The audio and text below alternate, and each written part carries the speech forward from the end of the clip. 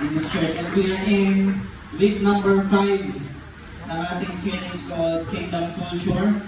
At nilagyan na po ninyo ang inyong mga notes dahil kagabi habang inaaral ko po ito at habang nangungusap ang Diyos sa akin this week, isa ito sa mga very special na topic para sa Diyos.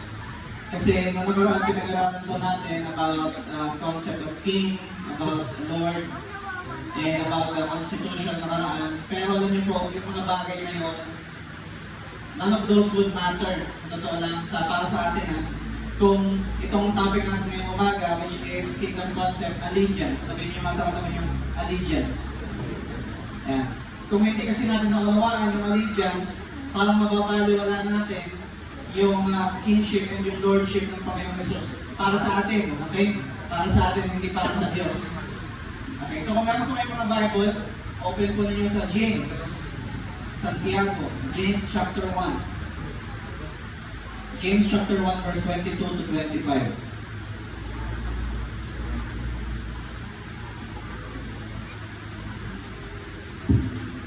Sige po, bibigyan ko kayo ng time kasi alam kong hindi natin madalas ino-open yung James. Malapit na yun sa dulo. Yung mga katabi nyo kung di makita, tulungan nyo. James. Parang kailangan natin magpa-exam ulit sa mga yata.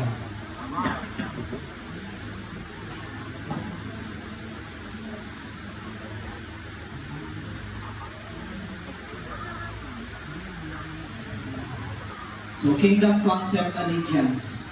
Ang pinakamalapit po na translation ng allegiance sa Tagalog ay katapatan. Katapatan. Medyo malapit. Allegiance. So, James chapter 1 verse 22 to 25. But be doers of the word and not hearers only, deceiving yourselves. For if anyone is a hearer of the word and not a doer, he is like a man who looks intently at his natural face in a mirror. For he looks at himself and goes away and at once forgets what he was like. But the one who looks into the perfect law, the law of liberty, and perseveres, being no hearer who forgets, but a doer who acts. I-highlight ko na niyo yung acts. He will be blessed in his doing.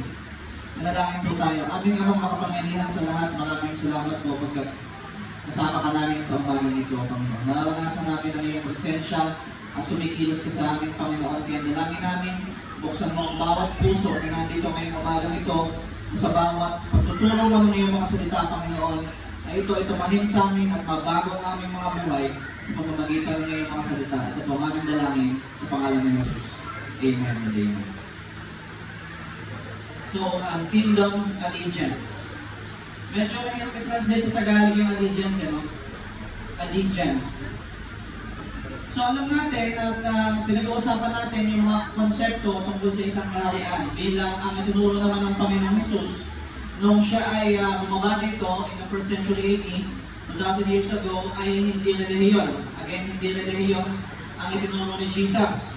Simula sa una hanggang sa dulo ng kanyang pangangaral, ang itinuturo ng Panginoong Jesus ay isang kaharian. Sabihin nga po ninyo sa katabi niyo ang kaharian.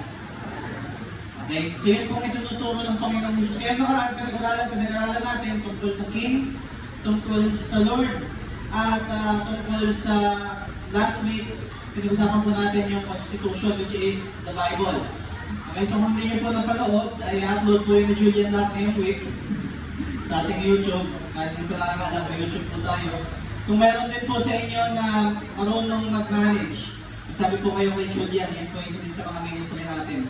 Kung gusto niyo maging part ng social media team po natin, sabi po kayo kay Julian. Kasi parang nalulunod na si Julian sa mga kailangan niyang i-edit at gawin. Okay? So ngayon po, alam natin that the King has authority. Sabi po sa Matthew chapter 28, all authority has been given to Jesus.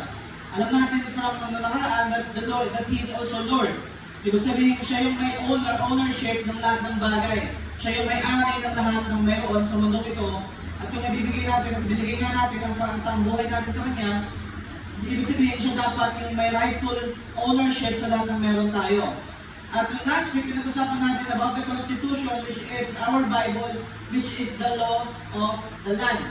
Ibig sabihin, kapag meron tayong mga kailangan matutunan o meron tayong mga guidelines na kailangan natin pag-usapan, lalo na in the church and in the kingdom of God, ang mag-guide po sa atin ay ang salita ng Diyos. Amen? Amen po. Pero alam niyo po, yung mga bagay na yan, none of those things will matter to us kung wala po tayong allegiance sa Diyos. Kung wala tayong pagsasubmit o pagsuko sa Panginoong Jesus. Maaaring meron tayong hari, maaaring meron tayong mga batas, which is the law, meron tayong Bible, meron tayong mga citizen, ito tayong lahat. Pero yung allegiance kasi na yun, ito po yung magpapatunay at magpapakita at magre-reveal whether kung ang isang citizen ay totoong parte ng kaharian ng Diyos. Maganda pong pag-usapan natin ito kasi next week, I think our topic would be kingdom citizenship. Ngayon, bago natin matukoy kung tayo ba ay parte o isa tayong citizen ng kaharian na sinuturo ng Panginoong Hesus, ang allegiance po natin, ito yung magpapakita kung totoo ba tayong part ng kingdom na yon. Okay po? Kaya ngayong araw, very personal yung question ngayon dito sa topic na to. Ang question po na ito is, loyal ba tayo sa hari? Yan, kasi tanongin mo yung matabi mo, loyal ka ba? Sa kabila, yung kabila, nasa kabila, nasa likod, loyal ka ba? Ito kasi yung tanong natin ngayong umaga eh. Kung ang topic natin ay tungkol sa allegiance, ngayon ang pinakamalaking tanong is, loyal ba tayo sa hari? Loyal ba tayo sa Panginoong Hesus? Kasi sa allegiance, dito magsisimula ang discipleship. Okay po? Allegiance is where knowledge becomes obedience. Dito siya magsisimula, dito siya ipapanganak. Allegiance is where Christianity moves from information to transformation. Marami ngayon mga churches, ang daming tinuturo, ang daming programa, ang daming pinag-aaralan, pero nag-stay lang dito. Nag-stay lang sila ng kaalaman. Ngayon ayaw po natin yung gano'n dito sa church ito. Ayaw natin na ang pagpunta natin sa church ay manatiling kaalaman lang sa isip natin. May bago tayo natutunan, nag-aaral tayo ng mga salita ng Diyos. Kailangan yan dumiretso galing sa isip natin, napunta sa puso natin ang mabago yung buhay natin. Amen?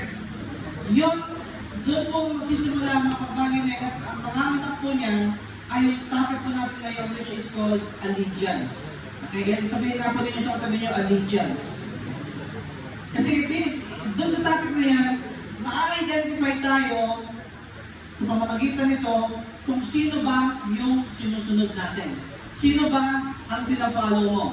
Okay, so pasok po tayo sa ating mga points. Number 1, the heart that hears the king. The heart that hears the king. Ngayon, babalik po ako dyan sa James chapter 1. Basahin itong mali. Lalo na pa yung una. Verse 22, but be doers of the word, and not hearers only, deceiving yourselves. Basahin pa natin mabuti yan. Be doers of the word, and not hearers only. Ibig sabihin, sa salita ng Diyos, kailangan daw ikinikilos natin, isinasa pamuhay natin, hindi pinapakinggan lang. Okay, nung nakaraan po ay nag-fellowship kami ng mga kakatayan. At isa yun sa mga alam ko ba nitong topic na to eh. Kasi sabi diyan, be doers of the word and not hearers only. Alam ko, naalala ko may nagsabi nito nun eh. Hindi ko na maalala kung sino nagsabi. Pero kailangan daw isinasa pamuhay natin na hindi pinapakinggan lang. Malaki po ang pinagkaiba na pumapasok lang sa tenga natin at tututunan lang natin kaysa sa isang pamuhay natin. Tingnan natin. So pagkakasulat din dito, tingnan niyo po ang sulat dito, nakalagay dyan, deceiving yourselves. Deceiving. Okay, hindi mistaken, hindi confused, ang nakalagay po dyan, deceive. Sobrang strong po ng word na yan, kasi alam po natin kung saan nanggagaling ang deception. Sino po ba ang hari ng kasinungalingan at deception? Satanas, tama? Ayun, bakit yan ang sulat yan? Ibig sabihin, kapag ikaw ay nakakapakinig ng salita ng Diyos at hindi mo ay sinasabuhay, dinideceive mo daw yung sarili mo. You're deceiving yourself. Medyo mabigat po, no? Pasensya na kayo kung masasaktan kayo ngayong umaga nito, parang mahilig kasi yung muna natin. Pero ang sabi ko nga po palagi, pag nasasaktan ka sa narinig mo, congratulations kasi nasa tamang lugar ka. Okay? Kasi ibig sabihin, hindi pwede, umuupo lang tayo kapag Sunday, umuupo lang tayo sa church, nagbabasa tayo ng Bible, nakakita tayo ng salita ng Diyos, pero hindi natin siya isinasapamuhay. Naalala ko na nung nakaraan sa ng mga katatayan, kapag ka daw nagbukas kasi ka ng Bible mo sa cellphone mo, di ba meron doon verse of the day, tama? Sino ang pangalan dyan? Anong pangalan ng Bible na yan? Yung ginagamit natin. Oh, Bible na. Bible na yung pangalan. Hindi, may ganito eh. Kalimutan ko yung pangalan. May company nito eh. Pero pag binuksan mo siya, ang bubungad sa'yo, ayun, nakalagay dyan, verse of the day. Tama? Ngayon, hindi doon ganun ang devotion. Si Rodan yata nagsabi doon, naalala ko na. Kasi minsan daw, pag binuksan mo yan, titignan mo lang yan. So, okay, nagbasa na ako ng Bible ngayong araw. Nag-devotion na ako. Yes, thank you Lord. Hindi ganun, okay? Hindi po ganun. Ako po, personally, kapag ako nakita mo yung verse of the day, pwede niyo po i-click dyan yung tatlong dot sa taas, tapos i-read full chapter po ninyo. Opo kayo, magtipla kayo ng kape, opo kayo, buksan yung Bible nyo, ilabas yung notebook nyo. Opo kayo at hayaan yung mangusap ang Panginoon sa inyo. Okay? Huwag po natin na pag-iisip natin. Sabi ni Pastor, naalala ko ng Sunday, kung ano daw yung unang hinahawakan, yun daw yung Panginoon. Okay, buksan po yung Bible. Verse of the day. So, basahin mo. Tapos pag-scroll ka na sa Facebook, anong difference? Anong difference nang dumiretso ka sa Facebook at yung nagtingin ka lang ng verse of the day? Wala mong pinagkaiba yun. Ganun din yun. Hindi mo hinayaan ang usap sa'yo yung salita eh. Tama? Pareho lang yun. At hindi mababago po ang buhay natin kung gano'n naman ginagawa natin. Bakit? Hindi mo ma-absorb yung sinasabi ng Diyos sa'yo. Hindi ka nakikinig. Hindi ka totoong nakikinig. Nabasa mo lang, maniwala ka sa akin, mamaya makalimutan mo na yan eh.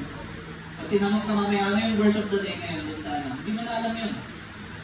Tama? Tama po, amen? Pero kapag ka umupo ka at binasa mo yan, at inaaral mo, sino ba nagsulat na ito?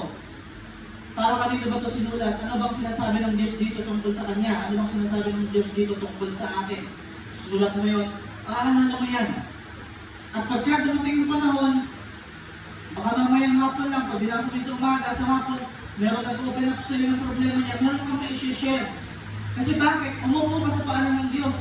Dahil sa pamuhay mo ngayon, kung ano yung sinasabi sa'yo. Okay, kaya yung sabi nito sa James, be doers of the word and not hearers only, deceiving yourself. Medyo alarming po sa akin yung salitang deceiving yourselves. Kasi ang deception ay hindi galing sa Panginoon Diyos. Ang deception ay galing sa kaaway. Amen?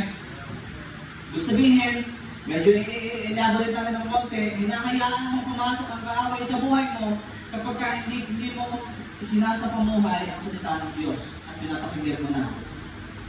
Ang dinidescribe dito sa James ay isang tao na narinig niya yung salita ng Diyos pero never siyang nag-respond sa salita ng Diyos. Yes, nakinig siya.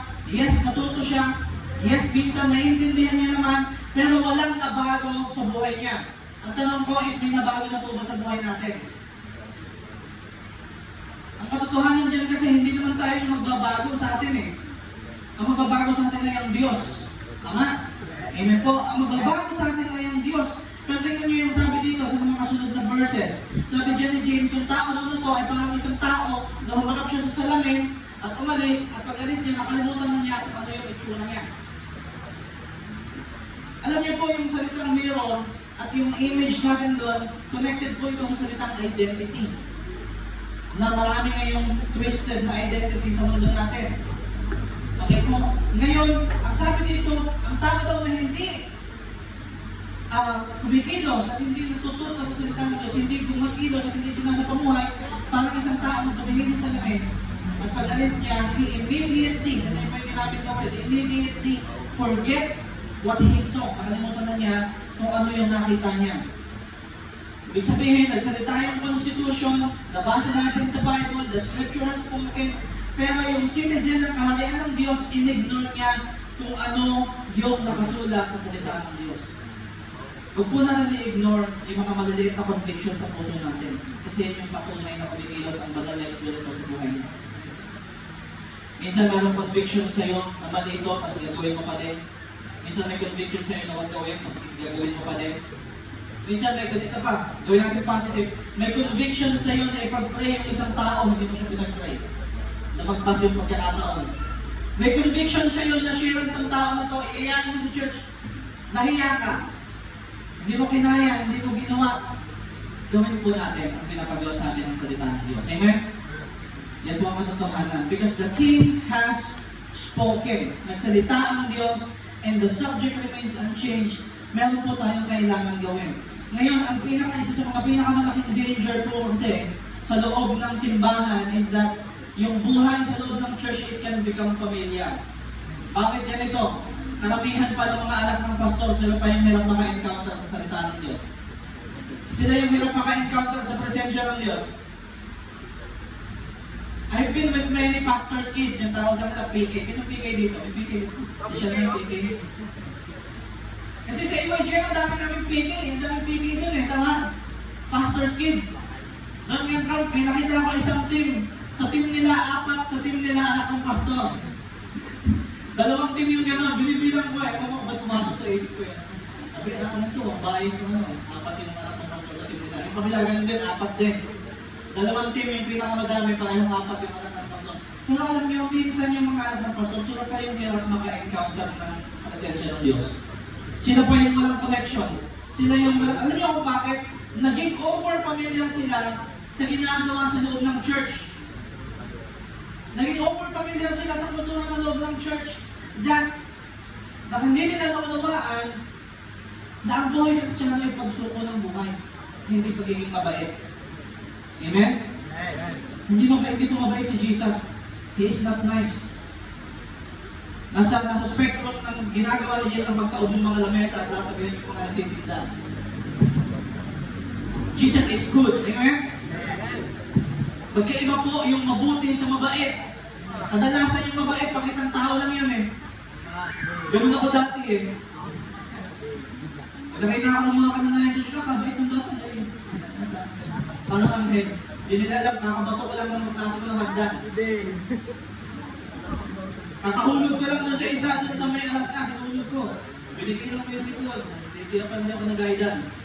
Kasi si Pastor Kevin yung na-guidance kasi absent ako. Pinabukasan. Tapos pagdating ko sa church, nakabait. Nakabait yung mga ito, pagtao sa yung drama, sa kabata ko. Para ito ang may Pastor yan. Hindi nila alam sa mga ugali ko. Kasi yung kabaling mabait po, pakitang tao lang yun. Ang goal po natin, mabago yung buhay natin para maging yung righteousness ni Jesus, yun yung maging righteousness natin na maging mabuti po tayo, hindi mabait. Amen? Ngayon yun kasi yung dangers eh, sa loob ng church eh. Na pag nakita natin, maraming expectation. Lalo na po sa panahon natin ngayon, ang daming mga churches legalist. Kailangan ganito ka, kailangan ganyan ka manamit, kailangan ganito yung pananalita mo. Masyadong legalistic. But in reality, susunod na lahat yan eh, baliktad eh. Binibigyan natin ng mga rules and regulations para maging itsurang Kristiyano. Pero ang katotohanan, hindi naman yun ang magbibigay sa kanila ng identity as a Christian. Maliban na maging iisa sila na maging mamuhay sa buhay nila ang Panginoong Jesus. At maging kasama mo araw-araw ang banal na Espiritu, doon ka lang magbabago. Kaya alam niyo, hindi po ako nai-impress sa mga tao na ano eh, na parang palaging, parang laging nakanormal, diba? Nandito mga magpapastol sa kapatid na sa, mga normal. Kasi kapatid na rin yung mga anak-lapis. I have nothing against that, pero minsan, looks can be deceiving. Diba? Amen?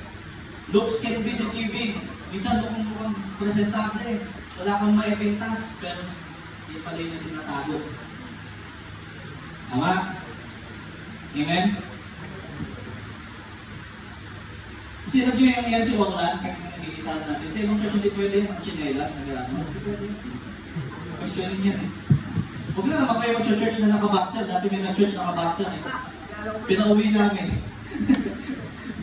May record po tayo ganun eh. Pagdating na ang kulay pa naman, tingkad. Ano yung suot mo? Hindi pwede yan, okay? Ang sinasabi ko po is, hindi tayo nakatingin sa panglabas, hindi nakatingin tayo sa ginagawa ng Diyos sa buhay natin galing sa loob. Tsaka susunod yung labas. Amen? Baliktad kasi. Ngayon, marami kasing tao na nakakating sila ng mga sermon, na-attend sila ng Bible study, marami kang memorize na verses, kaya mong makipag-discussion ng theology, pero inside your heart, you still resist the King. Sa loob ng puso mo, may pinagagawa sa iyo ang Diyos, may pinagdadalhan sa iyo ang Diyos, may inuutos sa iyo, may pinapakita sa iyo, pero hindi mo pa rin ginagawa. Bakit? Kasi hindi naman totoong tumaabot sa puso mo yung salita ng Diyos. Knowledge alone is not allegiance. Okay po? Ang knowledge hindi yung allegiance. Ang information, hindi po yung discipleship. Ang langgong po ng banal na kasulatan ay hindi po ang isip natin kung hindi i-surrender natin yung puso natin sa Diyos. At kung ano yung gusto niyang mangyari sa buhay natin. Minsan kasi pinipilit natin kung ano yung gusto natin gawin. Pero yun pala, meron ng direction ng Diyos para sa ikabubuti natin, hindi natin ginagawa. Okay po, sabihin mo kasama mo, surrender. Yan po ang goal ng banal na kasulatan for us to surrender our hearts. Maraming tao gustong marinig ang salita ng Diyos, gusto makapakinig palagi. Pero hindi naman po yung pakikinig yung pinakamahirap na parte. Yung pagsunod, yung obedience sa salita ng Diyos, yun po yung pinakamahirap sa lahat. Pero yun po yung kailangan natin gawin. Ang totoong test po ng allegiance ay hindi yung nandito kayo pag Sunday. Ang totoong test ng allegiance is kung sino ka from Monday to Saturday. Sino ka pag nasa trabaho ka? Sino ka pag nasa bahay ka?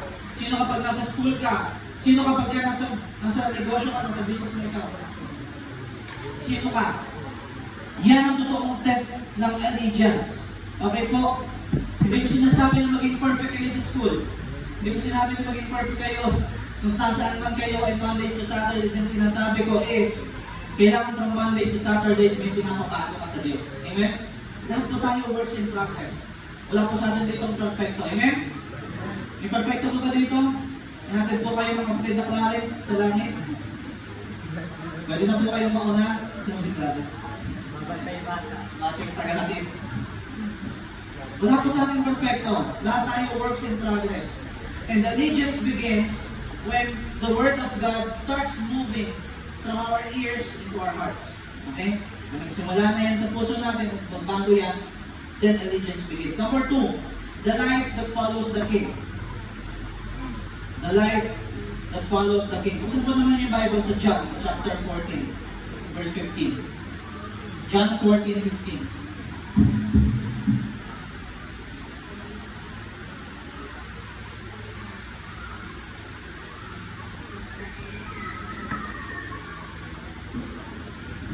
John 14:15. If you love me, you will keep my commandments. Maganda po ito memorize. Nalili lang. If you love me, keep my commandments. Gusto ko po na maalala nyo ito ngayong buong week eh. Kaya i-highlight yung Bible ninyo, isulat ninyo. If you love me, you will keep my commandments. Tignan nyo, sinabi ni Jesus. Si Jesus po nagkasinta dito. Hindi niya sinabi na if you love me, talk about me. If you love me, sing about me. If you love me, admire me. Hindi. Ang sabi niya, if you love me, keep my commandments. Amen? If you love me, keep my commandments. Ikinukonekta po ni Jesus yung salitang love at yung salitang obedience. Ibig sabihin, hindi po yan pwedeng maghiwalay. At ang patunay na mahal mo ang Diyos ay kapag sumusunod ka sa Kanya. Hindi takot. Okay? Meron kang pagsunod. Hindi legalistic. Hindi legalistic. Obedience. Love and obedience. Magkasama po yan. Hindi yan pwedeng maghiwalay. Bakit? Obedience is the love language of loyalty. Again, obedience is the love language of loyalty. Sinabi ito sa atin sa mga kabataan ngayon, sumuso yung love language. Tama? Tanungin mo yung katabi mo, anong love language mo? Diba? I stumbled upon that. Ano pa yun yung mga love language? Words of affirmation. Ano pa yun? Physical abuse. Gifts. Physical abuse. Physical abuse. Hindi naman love language yun. Diba? Pero ano po ang love language sa kaharian ng Diyos? Obedience. Gusto mo ipakita kay Jesus na mahal mo siya? Sundin mo ang sinasabi ng banal na kasulatan. Okay po? Bakit? When a citizen loves the king, kapag mahal natin ang hari, yung obedience hindi siya magiging duty. Akala kasi natin, pag narinig kasi natin yung salitang obedience at pagsunod, akala natin duty siya. Akala natin trabaho. Tama? Pero ang katotohanan, it is a response. Ibig sabihin, hindi tayo nire-require ng Lord na sumunod sa Kanya nang hindi niya tayo unang minahal. Kaya madali yung obedience sa Diyos kasi una niya tayong minahal. Amen? He loved us first. At alam niyo po, pag naalamaan natin ito, this changes how we think about following Jesus. Marami kasi nakakakita sa church, sa pagsunod sa sinasabi ng Diyos, lalo na sa mga kabataan. Kapag ka dumating kayo sa church, tapos meron kayong jowa, minsan ang unang, di ba? Ang unang sabihin sa'yo ng mga yuti, ano? Hindi yan para sa'yo. Di ba? Makinig ka kay Moira. Makinig ka kay Moira, huwag ipilit ang hindi para sa'yo, tama? Okay. Yan ang unang sabihin sa'yo eh. Huwag maghanap na maghanap. Kasi, kapag ka nakita natin, ang obedience sa Lord as a distraction, mahirap talaga yun. Mahirap pag-let go, mahirap bumitaw sa mga pinapabitawan sa atin ng Diyos, mahirap iwanan yung lumang buhay. Bakit? Ang tingin kasi natin, sa pagsunod kay Jesus, restriction. Pero ang pinapakita sa kasalanan ni Jesus, ang obedience ay relationship. Sabihin mo kasama kami mo, relationship.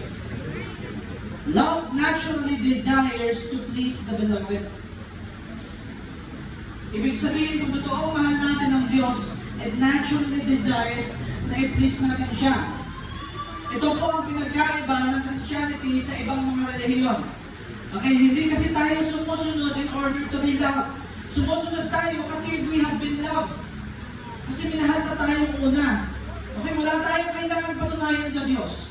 Wala tayong kailangan gawin para i-earn yung pagmamahal niya. Kasi makasalanan pa lang tayo, mahal niya na tayo. At paniwala ko sa akin, wala ka naman kayang gawin eh, para i-earn yung pagmamahal ng Diyos eh. You can earn His favor, yes. Pero yung pagmamahal, always available na yun. Sabihin mo sa katabi mo, mahal ka ng Diyos.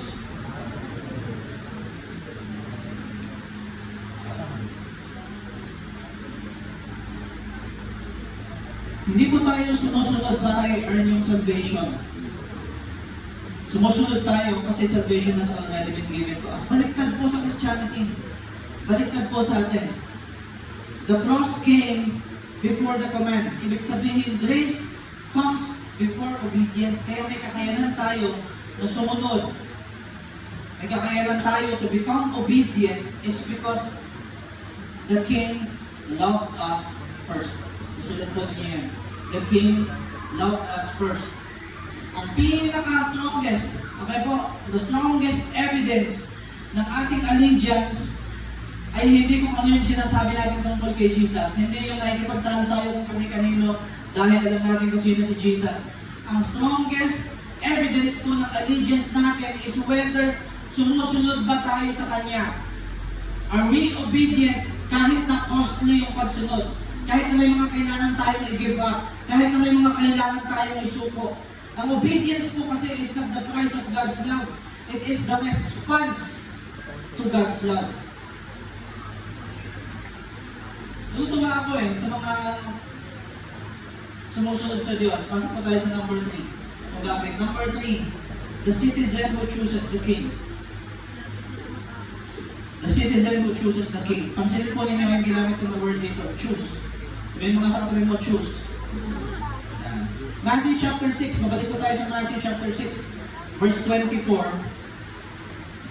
Isa sa mga paborito kong passage. Ito ay parte ng Sermon on the Mount. Matthew chapter 5, 6 to 7. Matthew chapter 6, verse 24. No one can serve two masters. Isa pa, mga pasdaman nyo. No one can serve two masters. For either he will hate the one and love the other, or he will be devoted to the one and despise the other.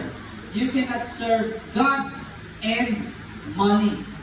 So yung pagtuturo po dito ni Jesus in the Sermon on the Mount, specifically tungkol ito sa pera. Pero, sa buhay po natin, marami din umaagaw sa atensyon ng Diyos sa buhay natin, sa panahon natin ngayon. Okay? Umaagaw na ikipag-compete sa Diyos sa buhay natin. Ang sabi diyan, no one can serve two masters. Hindi some people, hindi some people. Kundi sabi diyan, no one. Sabi ba sa mo, no one. And na-expose ni Jesus yung reality of competing allegiances. Competing allegiances. Yung allegiance kasi natin, okay, yung katapatan natin sa isang master, ang master natin si Jesus, laging meron na ikipag-compete dyan at umaagaw sa atensyon natin. Araw-araw ng buhay natin, maraming mga tao ang naglilingkod sila sa pera.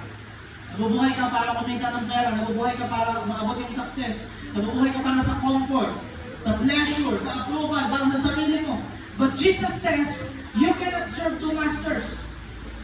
Eh hindi pwede na ang iluubos mo yung panahon mo sa pera, and at the same time, gusto mo mag-serve sa Panginoong Jesus. Pag hindi mo masama ang pera, ha? Ang sabi ko sa Proverbs, the money is the root of all evil. But it didn't say that money itself is evil. Ang problema lang is kasi nagiging master natin yung pera. Tama? Nagiging master natin siya to the point na wala tayong ginawang bagay kundi mag-isip tungkol sa pera. Stress ka na dahil nakaisip sa pera. Problemado ka na, mamaya, depressed ka na, mamaya may anxiety ka na, kakaisip sa pera.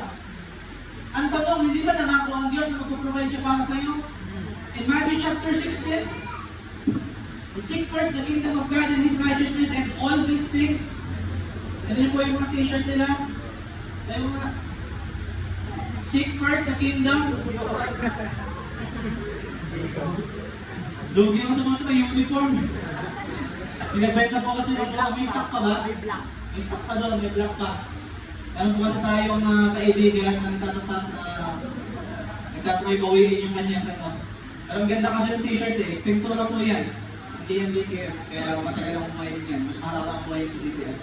Seek first the kingdom of God and His righteousness and all these things shall be added unto you. Hindi ba nangako ang Diyos na magpaprovide sa iyo? Then why do you spend your time thinking about money? Why not spend your time thinking about God? Siyempre, wala kang kasiguraduhan yan. Pero ang Diyos may kasiguraduhan. Amen? Pag binigay mo yung buhay mo sa Diyos, siya yung mag-provide para sa iyo. You cannot serve two masters. Okay?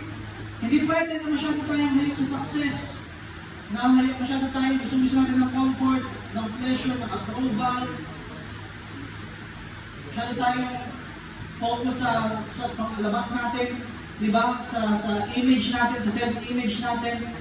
You cannot serve two masters. You can only serve one. Kaya kasabi ko, sabihin niyo po itong salitang to, choose. Eventually, bawat citizen ng kaharian ng Diyos kailangan mamili.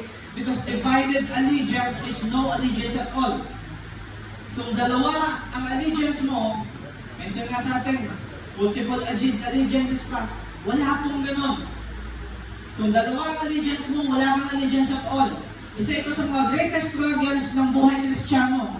Gusto natin ang kaharian without surrendering completely. Without surrendering completely dun sa loyalty. Kasi sinasabi po natin, gusto natin si Jesus without letting go of our idols. Kung talagang mahal mo si Jesus, you will let go of every idol in your life.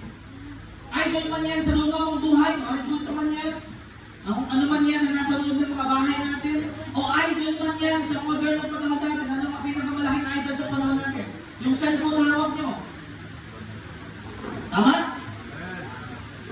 Ang definition kasi ng idol ay mga bagay sa buhay natin na umaagaw sa presensya ng Diyos sa buhay natin. Ibig sabihin, we cannot serve two masters. Okay? Another thing, bilang mga Kristiyano, hindi po tayo naniniwala sa swerte. Tanong mo yung matanong, swerte ka ba? Wala po tayong swerte. Wala po. Hanapin niyo, buksan niyo yung Bible niyo. Hanapin niyo kung may salitang swerte sa loob ng Bible niyo. Wala po, pastor, English kasi ito eh. Wala talaga yan. Diba? Walang luck. Walang lucky. Tama? Challenge ko kayo, buksan niyo yung Bible niyo, tingnan niyo kung mayroong kahit isang character sa Bible niyo na tinawag ng Diyos that this man is lucky. Sige, challenge ko kayo, buksan niyo yung Bible niyo, hanapin niyo, halugin niyo yung Bible niyo. And God chose him for he is lucky. May ganun ba? Then bakit tayo naniniwala sa mga pagpaswerte masyado? Walang kasiguraduhan yun eh. Tama? Taon-taon nagbabago pero ilagay mo yung tiwala mo sa Diyos. Subukan mo lang. Subukan niyo po ako dito. Ilagay niyo yung tiwala niyo ngayon sa Diyos. At maniwala kayo hindi sa swerte kung hindi sa blessing. Tingnan natin kung ano mangyayari sa business ninyo, sa buhay ninyo. Okay, hindi po ito sapilitan ha. Hindi po ito sapilitan. Kasi lagi ko sinasabi, ang sapilitan hindi yung galing sa puso. Ngayon, kung totoo na meron na kayong connection ng Diyos, ikaw mismo ang magtanong sa Diyos. Tama ba yung sinasabi ko? I don't just take it from me. Buksan mo yung Bible mo, hayaan mo ang Diyos mangusap sa iyo. At tingnan mo kung paano siya itinyo sa buhay mo. Amen? We have proven this many times. Sa amin pong buhay ng aking asawa, simula pa na nagsimula kami mag-business, hanggang sa ngayon, we never relied on luck. And we never relied on ourselves. Mas malaking ganyan pa sa amin yung sarili namin eh. Na meron si Ate Bea kasi gifted talaga siya sa gift niya sa business eh. Ngayon, for a long time, nag-rely kami doon sa kakayanan niya. Hindi umaasenso yung mga negosyo. Nag-umasenso lang po yung negosyo namin. At naging stable. Nung nilagay namin yung tiwala namin, hindi sa talents and gifts namin, kundi sa Diyos. Nag-iisa lang po, may kayang mag-bless ng business niyo. Okay? Maganda yung mga strategy, yung mga marketing strategy and everything. Maganda yung mga ginagawa natin. Pero, mas maganda kung ang tiwala mo ay nasa Diyos. Amen? Kasi kung ilalagay mo ang mga bagay na yan sa kamay ng Diyos, hindi mo mawala eh. Pero pag nilagay mo yun sa kamay mo, lahat na nasa kamay natin, eventually mawawala. Tingnan mo yung katabi mo. Dating panon, iiwan ka niya. Totoo yan. Yan ang katotohanan sa mundong ito eh. Hindi tayo habang buhay magkakasama, amen?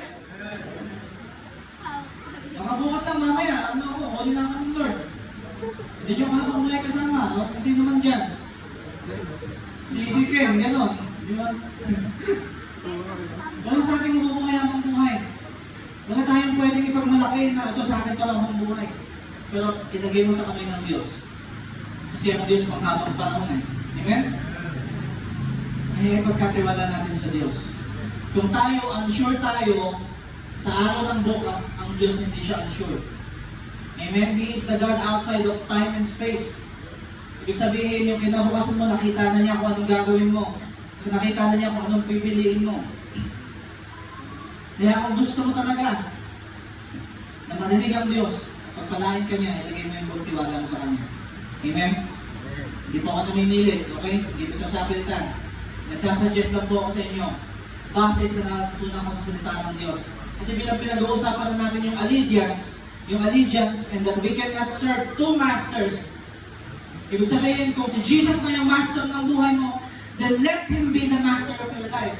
Let Him be the master of your household. Let Him be the master of your family. Amen? Let Him be that master. Kung siya ang Lord at siya ang Hari, kailangan siya yung may pagmamay-ari ng lahat ng bagay sa iyong buhay. Amen po? Amen? Tawag din na kayo mag-amen ha? Amen? Again, sabihin ko po sa inyo, kung nasasaktan kayo sa mga pinag-uusapan natin, congratulations, you are in the right place because the Bible is supposed to be offensive. Amen? The Bible is supposed to be offensive. Kaya ako medyo iwas ako sa mga preacher na masyadong mabubulak-bulak na nalita. Na hindi sina-challenge yung mga kasalanan natin. Kasi alam nyo, bago ako nakatayo dito sa harapan ninyo, sobrang daming binakbak ng Diyos sa buhay ko. Sobrang daming kalokohan na binanggal ng Diyos sa akin bago ako nakatayo dito. Hanggang ngayon may binabago pa rin po ang Diyos sa buhay ko. Amen? Kahit sa mga leaders na nakakatayo na, kahit sa mga matatagal na sa church, araw-araw may binabago pa rin po ang Diyos sa ating mga buhay. Magkakaiba lang tayo ng level ng binabago ng Diyos. Amen? Amen po? Makatulog na kayo. So, ibig sabihin, ito yung pinakamagandang part kasi ng gospel eh. Yung Diyos na humihingi ng loyalty mo, hinihingi niya yung loyalty mo ngayong umaga nito, ay din-demonstrate na niya muna yung loyalty niya sa'yo nung namatay siya sa krus.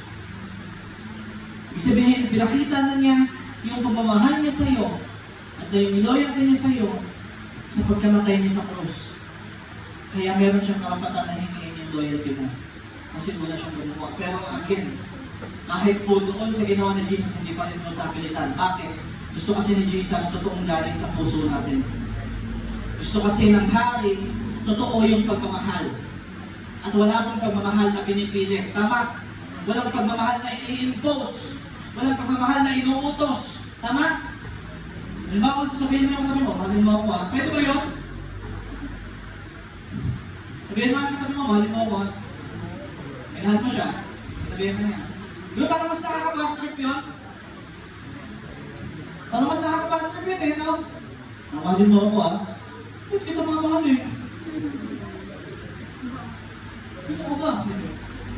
Kaya ka lang lagi, meron tayong choice eh. Then it's about choosing. Ngayon, i-demonstrate sa atin ni Jesus na mahal niya tayo. Ngayon, i-demonstrate natin na mahal natin siya. And again, the love language is obedience. Obedience hindi sa akin, obedience hindi sa church. Though, extension yan, pero unang-una, obedience sa salita ng Diyos. Amen? Ngayon, kung ang church at ang mga leader mo, biblical naman yung sinasabi nila sa iyo, then you obey them. Amen? Pag may sinabi sa iyo mga leader nyo na kailangan yung sundin, ganito pinapagawa sa inyo yung Diyos, at tinignan mo sa Bible, it is biblical, then you obey them. Pero kung hindi yung biblical, nagtanong ka. At kahit ako magsabi sa inyo, kahit may pagawa ko sa inyo, tapos tinignan nyo sa Bible, parang sa lumat yan ha. Parang mukha mo sa Lord yan, huwag nyo akong sundin. Okay? Pero kung paano sa ikakabuti ninyo, and it is biblical, go ahead and obey it. Kasi ang sinusunod po natin in this church, nag-iisa lamang, it is the Bible. Amen? Kayo at ako, the thing that we are following in this church is Jesus Christ and His Word. And the constitution of the kingdom of God. Okay? Ngayon, mahal na mahal tayo ng Diyos. Hindi niya tayo pinabayaan, hindi niya tayo iniwanan, hindi niya tayo hinayaan na mamatay sa kasalanan natin. He remained faithful to us to the point na namatay siya sa krus. When everyone else fled, nagtakbuhan lahat ng disciples, nagbulasan sila, nagstay sila sa malayo, Jesus stayed. Jesus stayed for the punishment.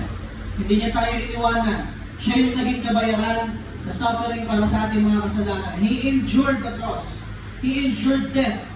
And when obedience required death, sumunod pa rin ang Panginoong Jesus sa will ng Ama, ng Diyos Ama. And He died, and 3 days later rose again, and the King who remained faithful sa kanyang mission para sa ating lahat, so that we, rebels, could become citizens of the kingdom of God. The same King who died on the cross is the same King who is asking for your loyalty. Ngayon, ang tanong ko is, nauunawaan mo na ba talaga na mahal ka ng Diyos? Gusto kong tanongin niyo yung mga sarili niyo ngayon eh. Huwag yun lang, tanongin niyo lang sa isip niyo. Nauunawaan mo na ba na mahal ka ng Diyos? Kasi kung nauunawaan mo yun, it is only right to give back that love. Amen? Sabihin ko po ulit ito, hindi po pwedeng mag-exist ang relationship kung isa lang tao ang nagmamahal. Tama? Kung one way ang pagmamahal, it is not relationship. Para magkaroon ng functioning, healthy relationship, kailangan nagmamahalang dalawa. Tama? Ngayon ang tanong is, mahal ka ng Diyos. Tama? Ang tanong is, mahal mo ba ang Diyos? Kasi hindi mo pwedeng sabihin sa akin na may relationship ka sa Diyos kung hindi mo siya mahal. Kung hindi mo sumusunod sa Kanya. Kalokohan po yun. Malaking kalokohan yun. Amen? Ayaw po natin in this church ng church goer lang. Ayaw natin dito ng taga-upo lang. Gusto natin dito mayroong kang functioning relationship with the Lord. Kasi eventually, kapag functioning yung relationship mo sa Lord, nalilibig niya yung calling niya sa'yo. Makikita mo kung ano yung purpose ng buhay mo. Kung saan kanya tinatawag. Ano ba yung pinapagawa niya sa'yo. Now, every citizen of the kingdom of God faces the same question. Sino ba ang nakaupo sa trono ng puso natin? Diba? Ito yung sa mga dumaan sa 4SN, yung apat na tuntunin spiritual. Ito yung picture na nandun eh. Merong trono, tapos ang nakaupo doon muna, ikaw. Pero kapag tumanggap ka daw sa Panginoong Hesus, ang Panginoong Hesus na nakaupo sa trono na yan ng puso natin. Ngayon ang tanong, sino ba ang nakaupo sa trono ng puso mo? Amen? At mabigat na tanong po yan. Tama? Alam ko na papaisip po kayo ngayon. Because allegiance is not something that we merely confess. Hindi po nakikita ang allegiance kasi pag-confess lang ng bibig natin. Nakikita po ang allegiance in something that we choose every day. Pinipili araw-araw. Sabihin mo nga sa atin mo, pinipili araw-araw. Ngayon ikaw, pinipili ka araw-araw ng Diyos. Yan ang katotohanan. Amen? Kahit minsan bumabagsak tayo, kahit minsan may mga kalokohan tayo nagagawa, mahal pa rin tayo ng Diyos.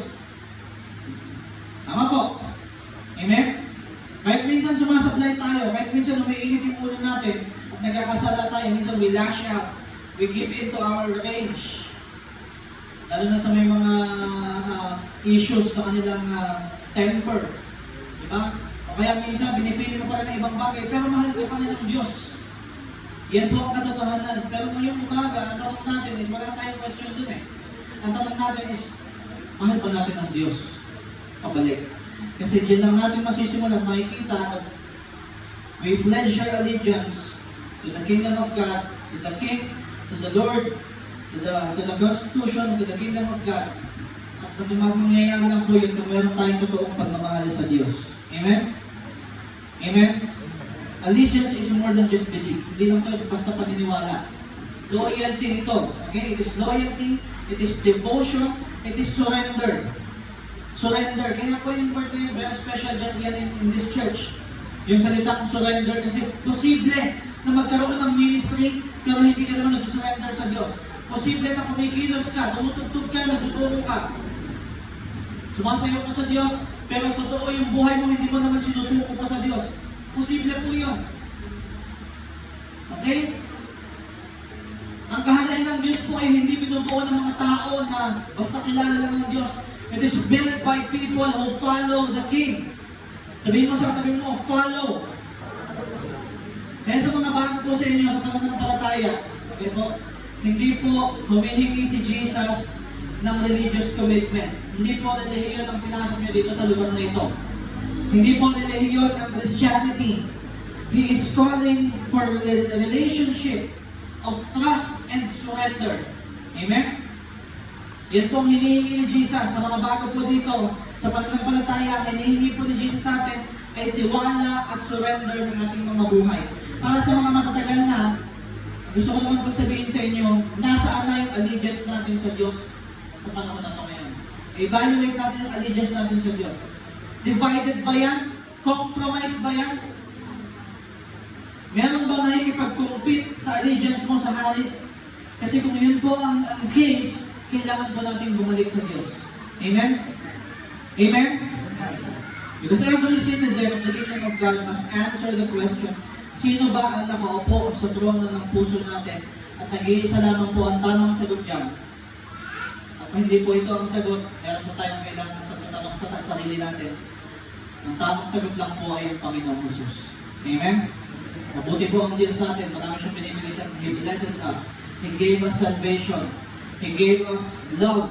Binigyan niyo tayo ng kaligtasan. Binigyan niyo tayo ng blessing na hindi naman natin deserve. At marami pa po siyang gustong ibigay. He can give you healing. He can give you signs, wonders, and miracles.